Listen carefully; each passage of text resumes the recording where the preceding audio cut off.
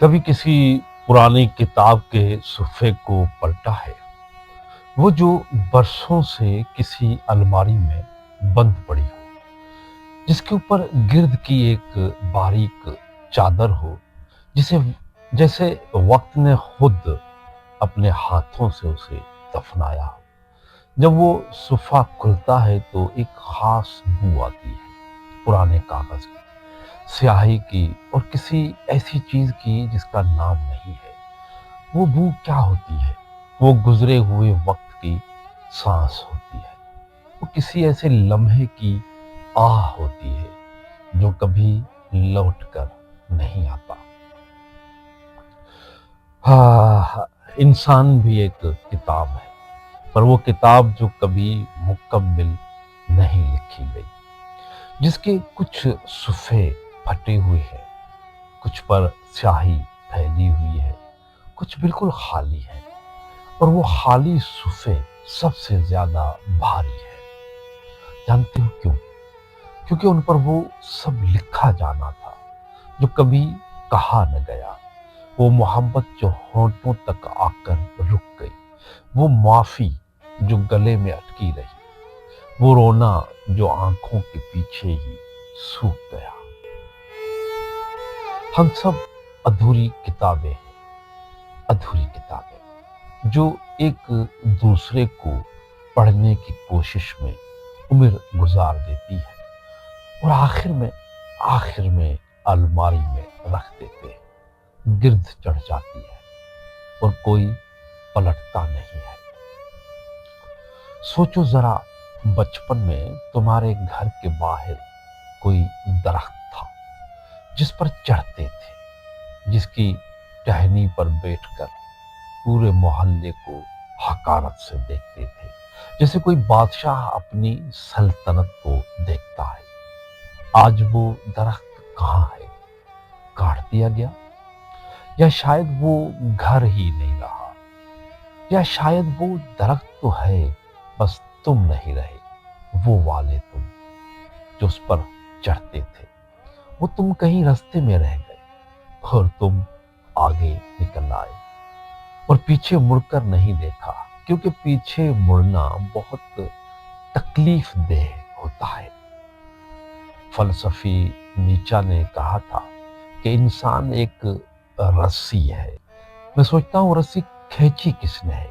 दूसरी तरफ वो सब कुछ हम बनना चाहते थे और हम बीच में लटके रहते हैं, ना इधर न उधर, बस लटके रहते हैं और इसे जिंदगी कहते हैं। एक बात बताओ, आखिरी बार तुमने बेवजह हंसी कब हंसे थे? वो हंसी जो पेट से उठती है, जिससे आंखें भीग जाती हैं, जिसके बाद सांस लेना मुश्किल हो जाता है। याद है? शायद बचपन, शायद किसी ऐसी शाम में जो अब ख्वाब लगती है। अब हम हंसते हैं, पर वो हंसी नाप कर होती है, हिसाब से होती है, इजाजत लेकर होती है। हम हंसना भूल गए हैं और भूलना भी तो भूल गए हैं कि हम हंसना भूल गए हैं। जानते हो, दरिया के बारे में सबसे अजीब बात क्या है? वो हमेशा आगे बढ़ता है, कभी पीछे नहीं देखता। पत्थर आए, कोई बंद आए, सहरा आए, दरिया रास्ता बनाता रहता है। कहते हैं ये उसकी ताकत है, लेकिन मैं कहता हूँ शायद ये उसकी मजबूरी है। शायद वो भी रुकना चाहता हो, पलटना चाहता हो, देखना चाहता हो कि जो पीछे छूटा वो ठीक है या नहीं, पर रुक नहीं सकता, क्योंकि रुकना मरना है। हम भी दरिया हैं, हम भी रुकना चाहते हैं, पर रुक नहीं सकते। माँ के हाथ याद है? बुखार में जब वो माथे पर हाथ रखती थी, उस लम्हे पूरी दुनिया ठीक हो जाती थी। दर्द नहीं जाता था, बुखार नहीं उतरता था, पर एक अजीब सा यकीन आ जाता था कि सब ठीक हो जाएगा। वो हाथ कहाँ गए? ماں ہے تو آج بھی وہ لمحہ واپس نہیں آتا، کیونکہ انٹروپی کا قانون ہے، ہر چیز بکھرتی جاتی ہے، سمٹتی نہیں، اور ہم بکھرتے جاتے ہیں، بکھرتے جاتے ہیں، اور اسے ہم بڑا ہونا کہتے ہیں۔ کبھی رات کو کھڑکی کے پاس بیٹھو، جب سڑک پر ایک آدھ گاڑی گزرتی ہو، جب ہوا چپ ہو اور آسمان بھاری ہو، اس وقت ایک آواز آتی ہے اندر سے، بہت دھیمی، بہت پرانی۔ وہ آواز کہتی ہے یہ سب کیا ہے، تم کون ہو، یہ سب کیوں ہے؟ اور ہم اٹھ کر پانی پی لیتے ہیں یا پھر فون اٹھا لیتے ہیں، کوئی بھی کام ڈھونڈ لیتے ہیں، بس اس آواز سے بچنے کے لیے، کیونکہ اس آواز کا جواب نہیں ہے، یا ہے پر وہ جواب سننے کی ہمت نہیں ہے۔ البرٹ کامو نے کہا تھا کہ دنیا بے معنی ہے اور پھر بھی انسان معنی ڈھونڈتا ہے، یہی بغاوت ہے، یہی زندگی ہے۔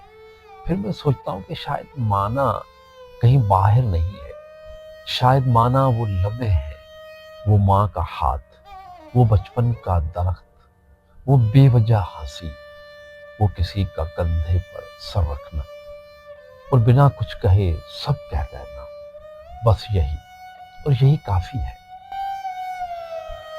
تم ریت پر لکھتے ہو تو لہر آتی ہے اور مٹا دیتی ہے، ہم بھی ریت پر ہی لکھ رہے ہیں، اپنے نام، اپنی محبتیں، اپنے خواب، اور لہر آئے گی مٹا دے گی، پر لکھنا نہیں چھوڑتے، کیونکہ لکھنے میں جو لمحہ ہے وہ لمحہ حقیقی ہے، وہ لمحہ لہر کا نہیں، ریت کا نہیں، وہ لمحہ صرف تمہارا ہے، تو تم لکھتے رہو، بولتے رہو، ریت پر ہی صحیح۔